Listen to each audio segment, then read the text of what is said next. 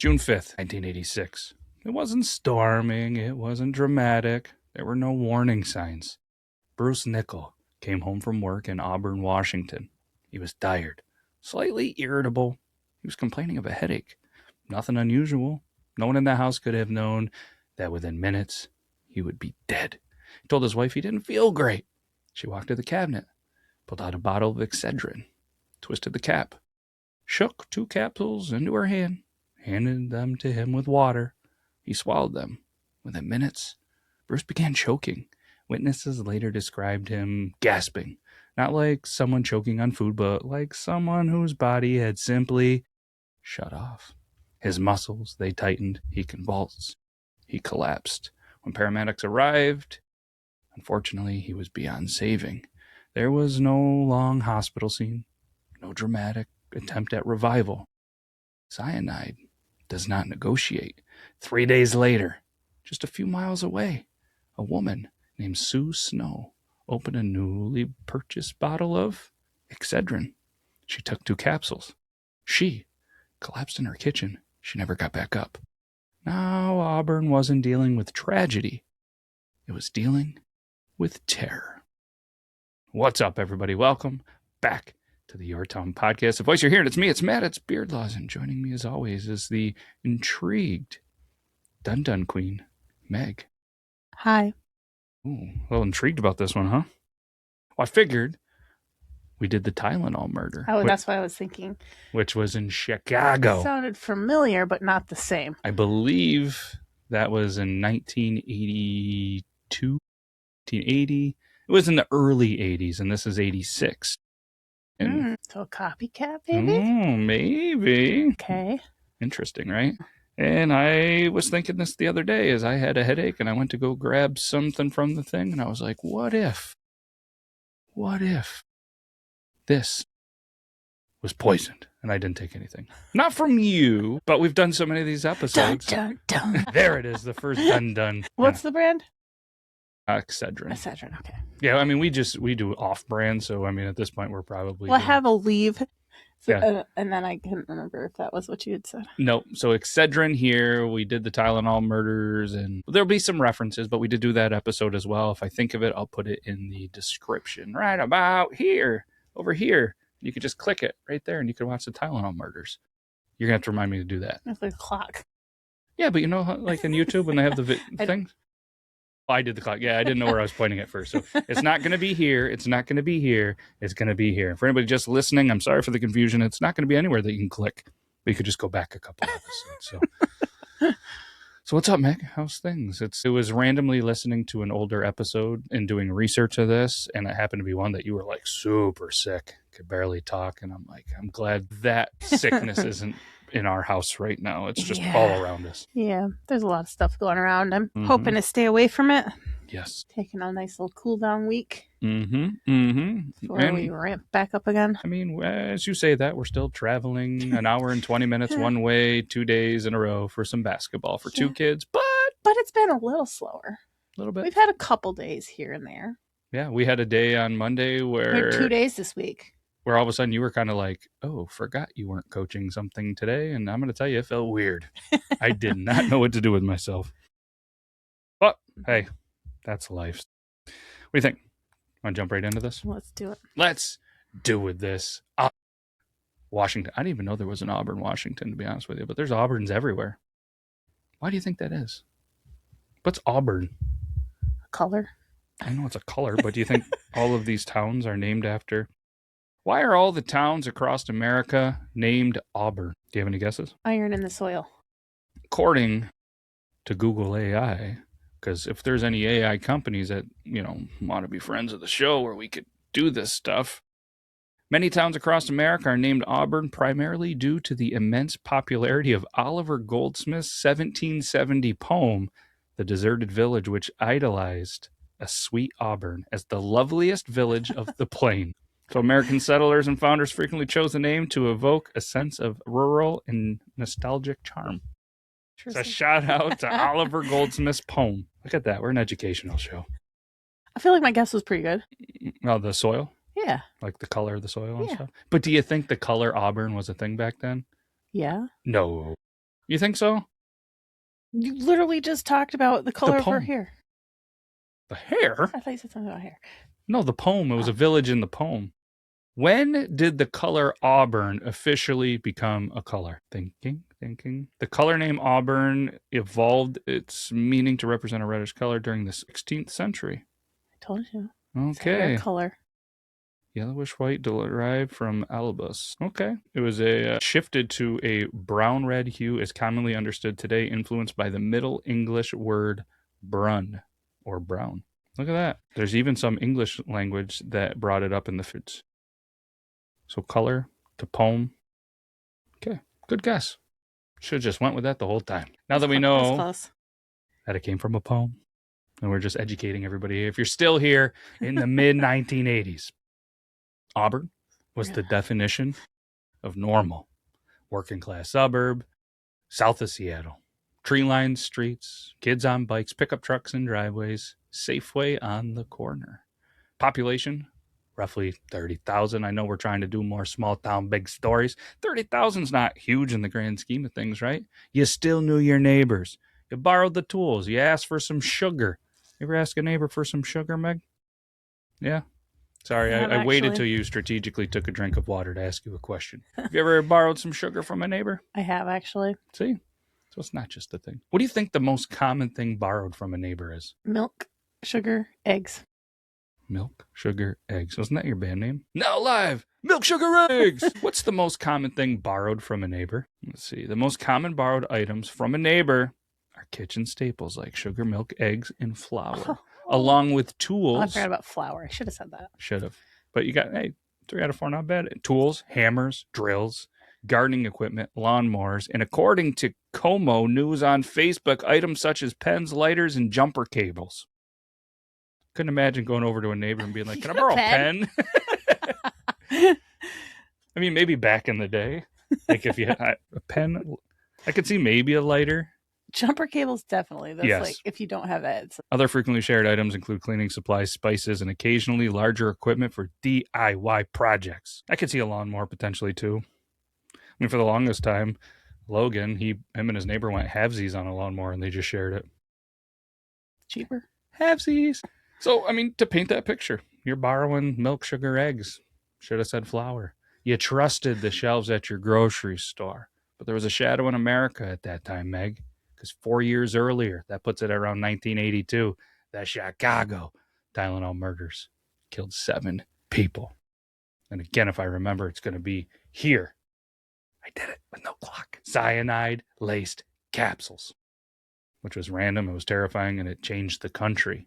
There was tamper-resistant packaging, became a federal law under the Federal Anti-Tampering Act of 1983.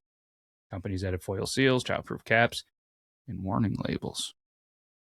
What do you remember about cyanide? Less. Deadly. I don't like the way you said that or looked at me while you said it. I thought you were quizzing me.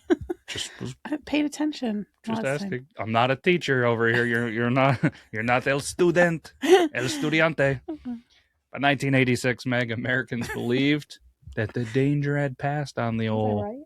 Yeah. Okay. Is that what you were looking for? Yeah. Okay, just checking. Carry on. Thank you for your permission. So you got to picture it. 4 years later, that's enough time to think as you're opening the new Tylenol with the foils and stuff like that. We've settled. Yeah. We're good. It's not going to happen to me. But Auburn. Let's go to Bruce. First victim. He was 52.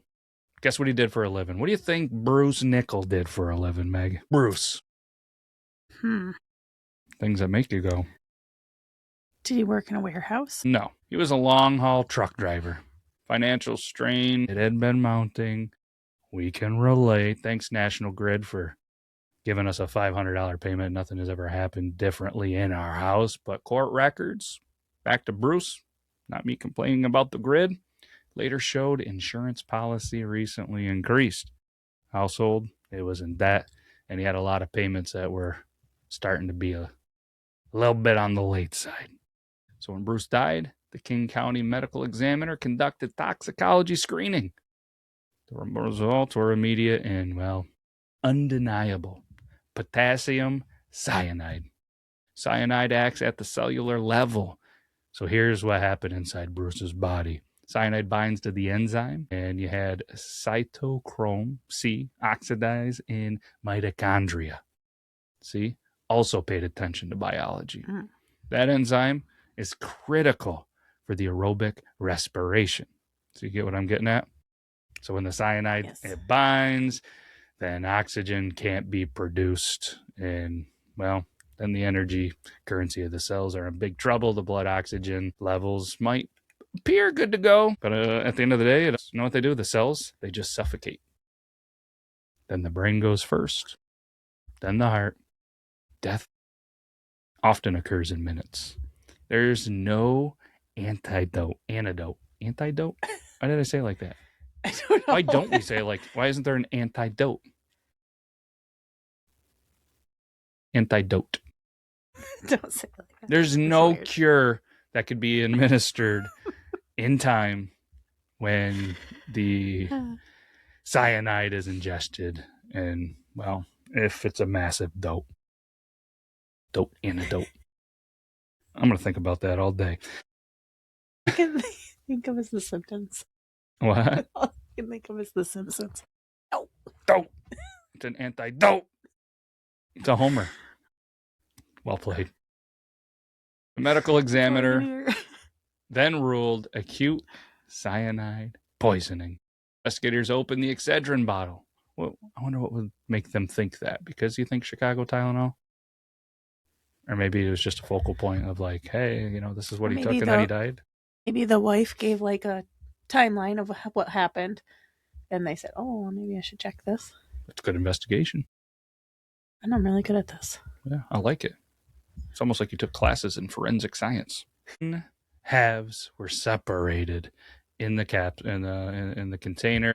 The powder was removed, it was replaced, and it was resealed with adhesive. It's not accidental contamination. That is manual alteration. At this point, authorities believed it could just be some random tampering. A little bit of a copycat of the old Chicago. That's what you were thinking too, right? A little copycat? Still, I think. Still? Yeah. Got a little copycat? I do think that.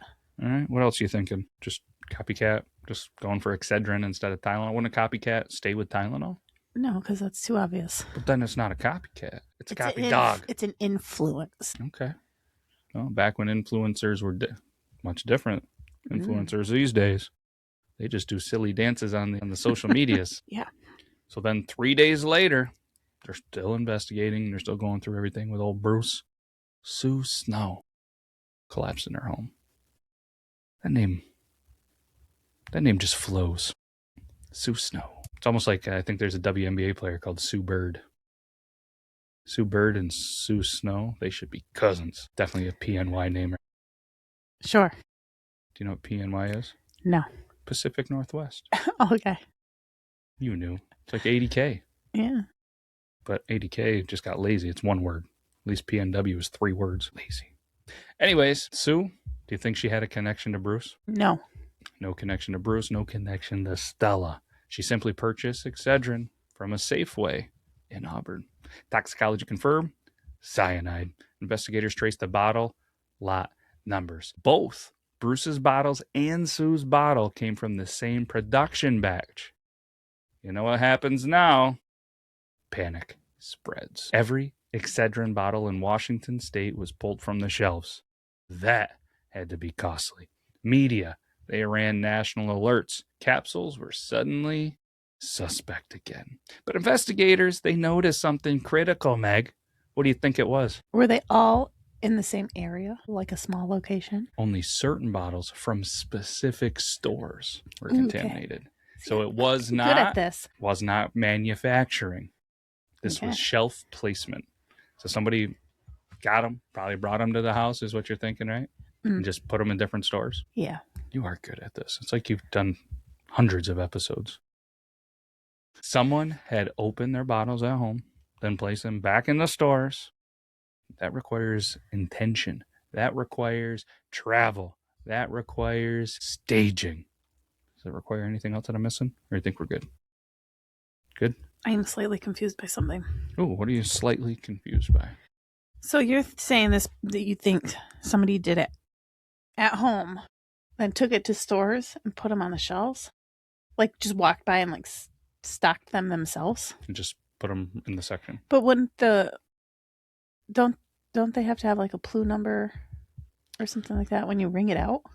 So, well, I mean, this is the 80s as well, you know what I Right, mean? but they still scan things. They scanned stuff, but it didn't go into like, you were scanning a barcode for a price. You weren't scanning back then for inventory, for tracking, for all But that. would it be? It would be traceable. Aren't they like? So, no, I get what you're thinking. So, essentially, what they're thinking at this point is this person went in, bought, I don't know how many Excedrin bottles from either the same store, different stores, manipulated them, then walked back in and just placed them on the shelf. Okay. So when they bought them originally, They're from that store. whether it was one store, 20 stores, but like I said, when you scan it, they're just going for price. It doesn't go back into like inventory, point of sale, auto orders and tracking and stuff like that, especially back in the 80s in a small town. It'd be like going to Chuck's Market. Back when things were the same price at every store and not different per store. You know what I mean? It's like, could you imagine annoying. walking to Chuck's Market right now, buying a bottle of Advil, and it all of a sudden triggers all this stuff? And Wouldn't it be great if everything had a set price? like Arizona iced tea? Yeah. I agree. But that's not how it works. But then we got Stella Nickell, all right? Which is Bruce's wife. I like that name too. Stella? Stella Nickell. Stella Nickell. Yeah, none of these names sound real. She had purchased potassium cyanide, and it was documented. But you know what she said it was for? Come on, you should be able to get this. Potassium cyanide? Yeah, based on Chicago, remember? Oh, That's what she said it was for. I got stuck on the fires. Definitely not from the fires. I don't think I cyanide was trying can... to make a connection. There wasn't one. But forensic chemists, they analyze impurity patterns. Industrial cyanide contains trace chemical signatures. The cyanide used in the capsules matched the batch that Stella purchased. Additionally, investigators found evidence that she had mailed an anonymous letter to the manufacturer suggesting widespread tampering. The old prosecutors argued that this was an attempt to reinforce the random poisoning narrative. And here's the most disturbing fact. You ready? Uh-huh. Are you, though? I am. Additional poison bottles were placed on store shelves after Bruce's death. Ooh, bold. Meaning Sue Snow's death was part of the plan. Prosecutor statement during the trial, in quotes, because I had some resources on the internet, the defendant needed a second death. Without it, this was a domestic homicide. With it, she hoped it would become a national mystery. Mm-hmm. Okay. So who, you think prosecutor? Do you think the wife did it and Sue was just a random part of the plan? Or do you think all of it was random? Or do you think somebody's targeting Bruce and Sue? Maybe she thought that they were sneaking around or something. But they had no connection. That was But proven. maybe they did and they didn't. She figured it out. Secret connection. Probably not, though. Okay, that's what you're going with? Sure. I wanted to make this a little more of a like, hey, we do our homework. So I got some courtroom details. Okay. You ready for it? Mm-hmm. Federal courtroom. Federal. Not like, little small town stuff. The case was prosecuted under federal anti-tampering. Forensic toxicologist testimonies, they included that cyanide concentrations were lethal in each capsule. The chemical profile matched potassium cyanide obtained by the defendant.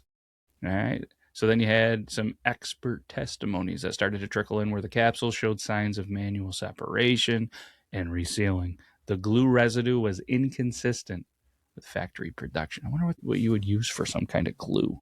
Because it's not like you're gonna overly taste it. You put a pill in, it's gone. Right. You probably do. You need something that you're just not gonna look at and be like, what the hell is that? Right. But the prosecution closing argument continually just kind of went with, this wasn't random. This was not hysteria. This was a calculated murder. And they tried to disguise it as a public threat. But the defense would argue, at least attempt to argue, coincidence, third-party tampering, chain of custody doubt. What do you think if you're sitting on that juror panel? What are you thinking? What are you seeing? It was just the two. There was never a third case. At this time, no. I mean, I don't know. It feels it seems very, very like random. The way that in the courtroom they were painting it, the jurors, they were starting to see insurance motive. They saw the chemical match, and they saw the shelf placement evidence. So they do the deliberations, all the courtroom stuff. Stella Nickell was convicted and sentenced to 90 years in federal prison. But how does the next victim, was it Sue Snow? How does that benefit her? She's passed. No, that doesn't benefit her. But what she did is, because she went in, Bruce, he's poisoned, he's dead. She then placed another bottle somewhere else, and Sue randomly bought that bottle, took it, passed away. Like to make it look like, oh no. And for a minute, it started to work. I mean, they pulled them all from Washington. She was trying to cover her tracks. Okay, that makes more sense. Okay, I got it now. Yeah. Following. She was sentenced to 90 years in federal prison, and she remained incarcerated until she passed away in 2024. So recent. Somewhat recent. She didn't quite serve 90 years. But, I mean, she's probably in her 50s at that point. The husband was 52. But you know what hits the hardest in this case? Trust.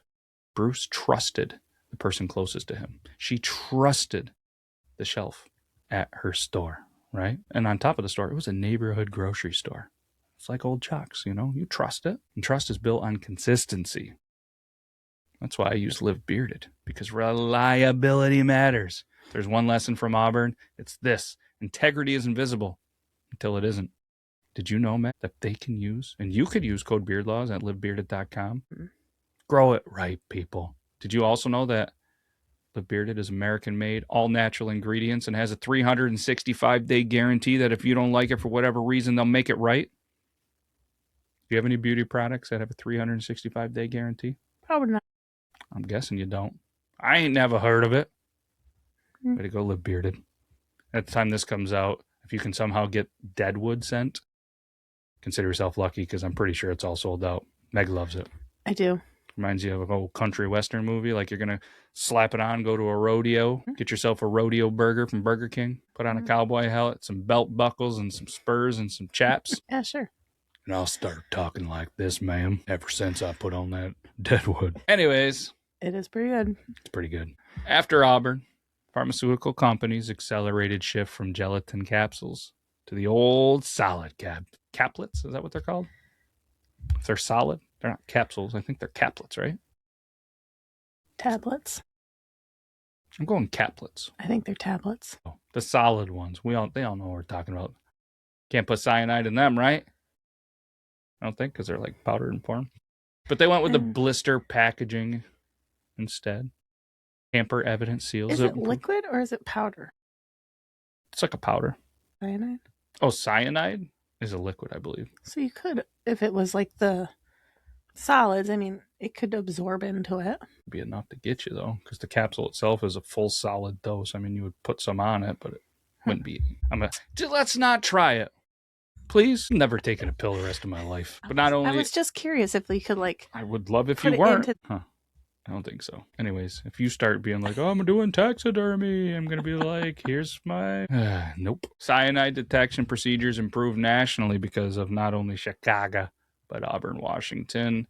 I mean, a small-town crime forced federal refinement of enforcement. This wasn't Chicago. It wasn't a massive city. It was Auburn, Washington. And it changed how Americans open medicine bottles every single day. After hearing how something invisible can shut down your body in minutes, you think about what you consume. At least I am. Are you? Mm-hmm. That's why I hydrate with squash juice. Clear ingredients, transparent sourcing, because in this story, what you couldn't see was the most dangerous part. Fuel smart. Hydrate smart. Get some of that lemonade in you. Meg loves it. That and the watermelon. We should go halvesies today. Let's do a lemonade watermelon. I'll do half of it, one, half the other. You do half and half, and we'll see. So I'll probably be pretty good, right? Maybe. Watermelon lemonade? No? Maybe. Either way, they should probably go to squatchjuice.com/beardlaws, right? Yeah.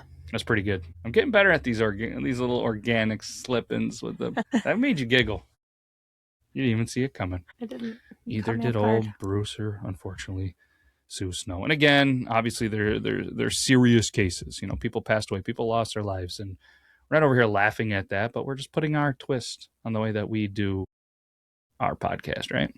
Mm-hmm. All right, want to wrap this up? Yeah. Should we put a bow on this episode? Let's do it. All right. Can it be pink? I feel like pink. Sure. It's a pink bow.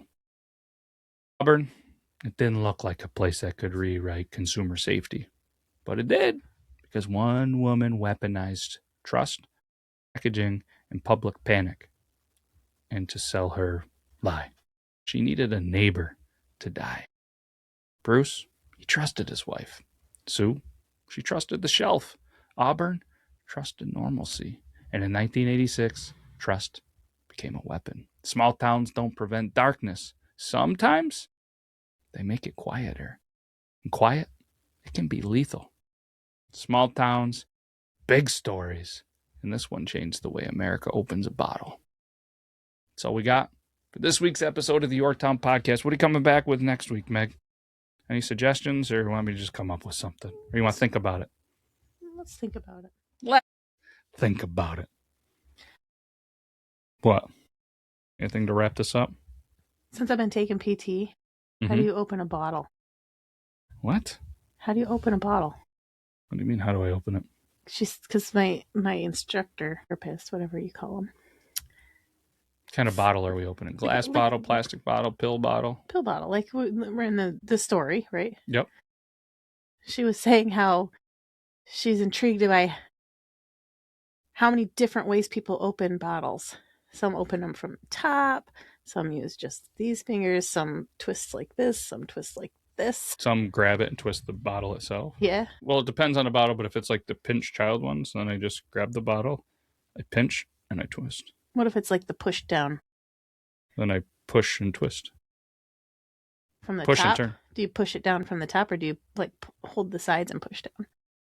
I think I do both. I think I push down with the top and the sides. See, and I go. So many different ways. There's quite a few ways. It is interesting to think about. Only a physical therapist would think that. But it's true. Sorry, that was random. It's okay. We're random. This is random. The story was random. Who would have thought we'd be talking about Auburn, Washington, and Excedrin? That's all we got. Should we get out of here? Yeah. We might as well. We got things and stuff to do. And yeah, let's get out of here. Can't think enough. We'll be back next week. Take care, everybody. Bye-bye. Bye.